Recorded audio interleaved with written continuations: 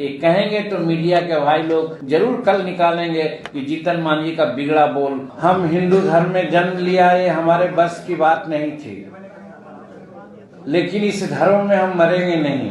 हम हिंदू धर्म में नहीं रहेंगे जहां जात पात ऊंच नीच छुआछूत सारी बातें हैं, और खास करके दलित अति पिछड़ा अनुसूचित जनजाति ये सबको जहां तिरस्कार होता है। हम नहीं मिटा सकते हैं इस सब चीज को, इसलिए अच्छा है कि धर्म परिवर्तन ही कर लिया जाए। बुद्धम शरणम गच्छामि। मनुवादियों ने, ब्राह्मणवादी व्यवस्था ने हमको बांटा और हम बटे हुए हैं। हजारों जातियां में तो लोग बांट दिया है। हमारे बच्चे जब पढ़ने लगे, स्कूल जाने लगे, तो वो चालाक लोग प्राइवेट स्कूल खोल दिया और 10 लाख 20 लाख दे करके अपने बच्चों को वहाँ पढ़ा रहे हैं। और हमारे बच्चे यहाँ पर मार खाते हैं। वो कट ऑफ मार्क्स 90% होता है, लाता है 99% CBSE में, और हमारे बच्चे बोर्ड में लाता है 80%, तो पीछे बैठ जाता है, पीछे रह जाता है। ये साजिश है सर, ये साजिश है। आज डर से हम MLA बनते हैं, MP बनते हैं, लेकिन डर से बोलते नहीं हैं। हमारे वोटर हैं, हमारी जनसंख्या है, लेकिन हमारे जनसंख्या कमजोर है, इसीलिए हम बात नहीं बोल पाते। और जो कम वोटर है उनका मुंह ज्यादा चलता है, वो हर जगह बोलते हैं और हम पर हावी हो जाते हैं। आजाद हैं राजनीतिक दृष्टिकोण से, लेकिन वास्तविक आजादी नहीं है। अठवाले साहब, हो सकता है महाराष्ट्र में स्थिति जो हो, लेकिन बिहार, उत्तर प्रदेश, मध्य प्रदेश, उड़ीसा, बंगाल में है कि जहां हम 1000 जनसंख्या हमारी है, हमारा वहां पर पोलिंग बूथ हो सकता है, तो हमारे पोलिंग बूथ को, हमारे गांव को 2 भाग में बांट दिया जाता है। एक उधर कर दिया जाता है जहां ठाकुर साहब कब्जा कर लेते हैं, एक इधर किया जाता है यहाँ जायसवाल साहब कब्जा कर लेते हैं, हम बीच में पड़ जाते हैं। इस तरह से हमारा वोटिंग पावर को, वोटिंग अधिकार को छीन लिया जाता है। यहाँ पर हमको कहने में कोई गरज नहीं है। हम 2 बात करना चाहते हैं, एक आपके लिए और दूसरा सरकार के लिए। बाबा भीमराव अंबेडकर साहब ने आपके लिए एक दिशा निर्देश देने का काम किया था, और वो था 1956 का। उन्होंने कहा था, हम हिंदू धर्म में जन्म लिया, ये हमारे बस की बात नहीं थी, लेकिन इस धर्म में हम मरेंगे नहीं। और हुआ यही। जब नागपुर में 5 लाख या कितने जनसंख्या के साथ बुद्धिज्म को उन्होंने अपनाया, तो उसके पीछे एक ही बात उनकी थी कि हिंदुस्तान या भारत की समृद्धि, या इसकी एकता, या इसकी सार्वभौमिकता तभी बने रहेगी जब जाति विहीन समाज की कल्पना हम करेंगे। तो इसीलिए उन्होंने हमको सीख दिया, हमको उन्होंने बताया करके। गांधी जी के बारे में कहा जाता है ना भाई, कि गांधी जी करके बताते थे, किसी से कुछ कहते नहीं थे। तो उसी प्रकार से बाबा भीमराव अंबेडकर साहब ने भी करके बताया है आपको कि हम हिंदू धर्म में नहीं रहेंगे जहां जात पात ऊंच नीच छुआछूत सारी बातें हैं, और खास करके दलित अति पिछड़ा अनुसूचित जनजाति ये सबको जहां तिरस्कार होता है। हम नहीं मिटा सकते हैं इस सब चीज को, इसलिए अच्छा है कि धर्म परिवर्तन ही कर लिया जाए, और धर्म परिवर्तन उन्होंने किया। आज हम कहना चाहते हैं कि आज जय भीम हम करते हैं, लेकिन क्या हम युवाओं से कहना चाहते हैं कि हम उनके 1956 के बाद जब वो गए दुनिया से, तो क्या हम दलित लोग कम से कम, आदिवासी लोग कम से कम, क्या जाति विहीन समाज कल्पना करने के लिए कुछ किया? आज हम भी, मनुवादियों ने, ब्राह्मणवादी व्यवस्था ने हमको बांटा और हम बटे हुए हैं। तब फिर बाबा साहब का एक कहना तो बेकार न चला गया कि हम जाति विहीन समाज की कल्पना करते हैं और हम दलित हैं। हम कोई दलित में जो हजारों जातियां हैं वो नहीं है। हजारों जातियां में तो लोग बांट दिया है।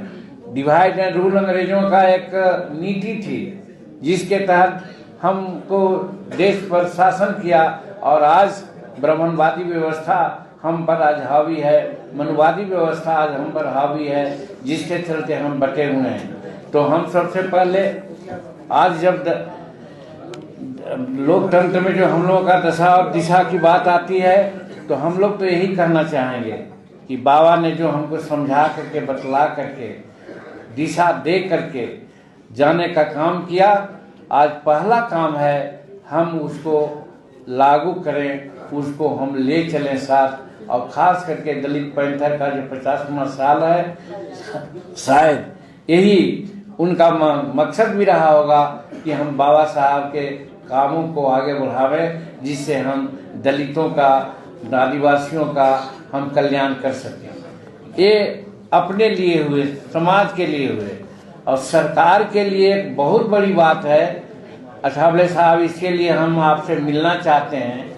हम डोर खटखटाना चाहते हैं 131 माननीय एमपीज का। हम डोर खटखटाना चाहते हैं हम 1000 एमएलएज का, कि जब 1932 में पूना पैक्ट पर दस्तखत हो रहा था, उसका प्रस्ताव जब आया था, तो प्रस्ताव में था, बाबा साहब ने प्रस्ताव दिया था कि साहब हमारे लिए सेपरेट इलेक्टोरल दीजिए। आज हमारे ठाकुर साहब हैं, एक ग्रेजुएट कंस्टिट्यूंसी को लीड करते हैं। इनका वोटर अलग होता है और वही वोटर एमएलए का भी होता है, तो डबल मतदाता सूची बनती है कि नहीं बनती है? वही बात बाबा अम्बेडकर ने हम लोगों को बताया था, कहा था कि साहब डबल मतदाता इलेक्ट्रल, सेपरेट इलेक्ट्रल हमारे लिए कीजिए। और नहीं तो आज होता है, आज डर से हम एमएलए बनते हैं, एमपी बनते हैं, लेकिन डर से बोलते नहीं हैं। हमारे वोटर हैं, हमारी जनसंख्या है, लेकिन हमारे जनसंख्या कमजोर है, इसीलिए हम बात नहीं बोल पाते। और जो कम वोटर है उनका मुंह ज्यादा चलता है, वो हर जगह बोलते हैं और हम पर हावी हो जाते हैं, इसलिए स्वीकार नहीं चाहते। तो इसलिए सेपरेट इलेक्टोरल के लिए आंदोलन होना चाहिए। बाबा का कहे हुए बात चली गई। वो जब पूना पैक्ट पर दस्तखत कर रहे थे, तो उन्होंने कहा है, लिखा है कहीं, हम तो पढ़े नहीं भाई, लेकिन सुना है कि मैं दस्तखत कर रहा हूं, लेकिन मेरे आंख से आंसू बह रहे थे। आज क्या, क्यों आंसू बह रहे थे? इसीलिए आज आंसू बह रहे थे कि आज हम 75 साल अमृत साल मना लिया स्वतंत्रता संघ का, लेकिन आज क्या है? आज हम टिकट किसी से मांगते हैं। आज क्या है, हम आजाद हैं राजनीतिक दृष्टिकोण से, लेकिन वास्तविक आजादी नहीं है। ये कहेंगे तो मीडिया के भाई लोग जरूर कल निकालेंगे कि जीतन मांझी का बिगड़ा बोल कल हुआ है। हाँ, लेकिन सही बात है, अठवाले साहब, हो सकता है महाराष्ट्र में स्थिति जो हो, लेकिन बिहार, उत्तर प्रदेश, मध्य प्रदेश, उड़ीसा, बंगाल में है कि जहां हम 1000 जनसंख्या हमारी है, हमारा वहां पर पोलिंग बूथ हो सकता है, तो हमारे पोलिंग बूथ को, हमारे गांव को 2 भाग में बांट दिया जाता है। एक उधर कर दिया जाता है जहां ठाकुर साहब कब्जा कर लेते हैं, एक इधर किया जाता है यहाँ जायसवाल साहब कब्जा कर लेते हैं, हम बीचों में पड़ जाते हैं। इस तरह से हमारा वोटिंग पावर को, वोटिंग अधिकार को छीन लिया जाता है। यहाँ पर हमको कहने में कोई गरज नहीं है, लेकिन इस चीज को आज तक हम लोग नहीं समझ पाए, और इसके लिए कोई नहीं बोला। पार्लियामेंट में भी शायद नहीं का आवाज उठती है। इसलिए हम, आप मुखर वक्ता हैं, आप सेपरेट पार्टी चला रहे हैं, और आप इतना अच्छी बात, गंभीर बात ऐसे लहजे में कर देते हैं कि जिसके लिए कहते हैं वो भी हंसता है। तो ये आपकी विशेषता है। इसीलिए मैं कहना चाहता हूँ कि मैं दिल्ली, हम आते हैं और आपसे संपर्क करेंगे। हम समझते हैं कि पार्लियामेंट में हम लोगों को सेपरेट इलेक्टोरल के लिए मांग करना चाहिए, नहीं बल्कि आंदोलन करना चाहिए। आज दलित पंथर है, आज आप छावनी बनाते हैं, तो छावनी बनाने का काम भी यही हो कि हम हमारे लिए सेपरेट इलेक्टोरल दे दो भैया, हम अपने लोगों को चुनेंगे, हम अपना काम करावेंगे, तुम अपना अलग काम करते रहो। और नहीं तो आज 75 साल में यही हालत हुआ, यही हमारी दशा और यही हमारी दिशा। इसीलिए हम कहना चाहते हैं कि हम बाबा साहब की बात को नहीं माना।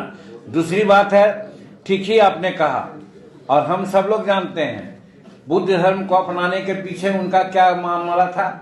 बुद्ध धर्म में भगवान बुद्ध ने ही कहा है बुद्धम शरणम गच्छामि। बुद्धम शरणम गच्छामि का क्या मतलब है? शिक्षा प्राप्त करो, शिक्षित हो पहले। और वही नारा बाबा भीमराव अम्बेडकर ने भी दिया कि शिक्षित बनो, और शिक्षित बनने का एक फार्मूला भी दिया बाबा साहब ने। आज कोई आंदोलन उसके लिए नहीं हो रहा है अठवाले साहब, इसका हमें दुख है। वो कहा था कॉमन स्कूलिंग सिस्टम होना चाहिए, राष्ट्रपति का बेटा हो या भंगी का संतान, सबको शिक्षा एक समान। इसकी लड़ाई क्यों नहीं हो रही है? इसकी हम जमीन के टुकड़ा के लिए लड़ते हैं, लाल झंडा गाड़ देते हैं, हम पेंशन नहीं मिला उसके लिए लड़ते हैं, छात्रवृत्ति नहीं मिली इसके लिए लड़ते हैं, लेकिन क्यों नहीं हम लड़ते हैं कि हमको जो ये अधिकार मिलना चाहिए था वो अधिकार नहीं मिला है कॉमन स्कूलिंग सिस्टम का। आज क्या होता है सर, उम्र आपका क्या है मैं नहीं कहता, हम 79 ईयर्स में चल रहे हैं, 79 ईयर्स में। और जब ग्रेजुएशन किया 1966 में और एमए कर रहे थे, उस समय प्राइवेट स्कूल नाम का कोई चीज नहीं था। काहे नहीं था? आपको इसको सोचना चाहिए। इसलिए कि उस समय सभी तबके के लड़के सब लोग पढ़ते थे सरकारी विद्यालयों में, और हमारे जो शेड्यूल कास्ट के लड़के थे, अति पिछड़ा के लड़के थे, गरीब के लड़के थे, वो स्कूल नहीं जाते थे। 12% का 15% सीजन था, हमारे लोग नहीं जाते थे, इसलिए अपने काम में लगे रहते थे। और उसके बाद जब हमारे बच्चे जब पढ़ने लगे, स्कूल जाने लगे, तो वो चालाक लोग प्राइवेट स्कूल खोल दिया और 10 लाख 20 लाख दे करके अपने बच्चों को वहाँ पढ़ा रहे हैं। और हमारे बच्चे यहाँ पर मार खाते हैं। वो कट ऑफ मार्क्स 90% होता है, लाता है 99% सीबीएसई में, और हमारे बच्चे बोर्ड में लाता है 80%, तो पीछे बैठ जाता है, पीछे रह जाता है। ये साजिश है सर, ये साजिश है। इस साजिश को समझना चाहिए हम दलित पंथ के लोगों को और हम शेड्यूल कास्ट के लोगों को। इसलिए ज़्यादा नहीं हम कहेंगे, अध्यक्षीय भाषण ज़्यादा नहीं होता है, लेकिन ये 3 बात हम जरूर कहेंगे, चूंकि आप युवा हैं, आप ही पर भविष्य है। और अगर मानते हैं ये बात को, तो हम लोग का तो अंतिम दिन हो गया। कितना दिन रहेंगे कह नहीं सकते हैं, लेकिन आप लोगों को चलाना है, आप लोगों को देखना है। मैं कह के जाता हूं कि जब तक कॉमन स्कूलिंग सिस्टम नहीं होगा, जब तक सेपरेट इलेक्टोरल नहीं होगा, जब तक जाति विहीन समाज नहीं बनाओगे, तब तक हम लोगों का विकास 75 साल में नहीं हुआ, आगे भी 75 साल यही स्थिति रह जाएगी। इसलिए ये 3 बेसिक मुद्दा है, इस पर लड़ाई, इसको जन आंदोलन करना चाहिए। इसके लिए हम लोगों को सड़क से संसद तक के लड़ाई करनी चाहिए। अगर ये हम करेंगे तभी हमारा विकास होगा, तभी हम आगे बढ़ेंगे, और नहीं तो हम लोग इसी तरह से पड़े रहेंगे। तो आज के दिन में हम यही 3 बात कहना चाहते हैं, और ये 3 बात को लेकर के हम दिल्ली भी आना चाहते हैं, आप लोगों से मिलना चाहते हैं, और कहना चाहते हैं ये आंदोलन को जन आंदोलन बनाया जाए, तभी हम दलितों का विकास होगा, तभी बाबा भीमराव अम्बेडकर का सपना साकार हो सकता है, और नहीं तो आसन भाषण चलते रहेगा। इन्हीं चंद शब्दों के साथ हम सभी लोगों का बहुत बहुत शुक्रिया अदा करते हैं, खास करके अठवाले साहब का। इनका एकदम अनुभवपूर्ण बातों को हम लोगों ने सुनी, और आप लोग जो यहाँ पर आए, इतना देर से सुने, इसमें एक कड़ी हम कहना चाहते हैं कि एक प्रोफेसर के नजदीक में एक शिक्षक गए पीएचडी करने के लिए, और वहाँ पर वो बैठे रहे, बैठते बैठते 6 महीना हो गया।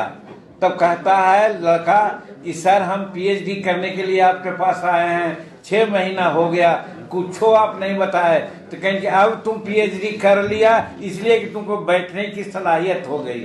तो आज आप 6 घंटा से बैठे हुए हैं इन मुद्दा को सुनने के लिए। हमको विश्वास है अठवाले साहब की बात, और हम जो 2-3 सूत्र बनाया इस चीज़ को आगे बढ़ाने के लिए आप जरूर आगे बढ़ेंगे, तभी दलित पैंथर का काम बढ़ेगा, तभी हमारा दशा और दिशा लोकतंत्र में ठीक होगा। यही मैं कहना चाहता हूँ। बहुत बहुत धन्यवाद, बहुत बहुत शुक्रिया।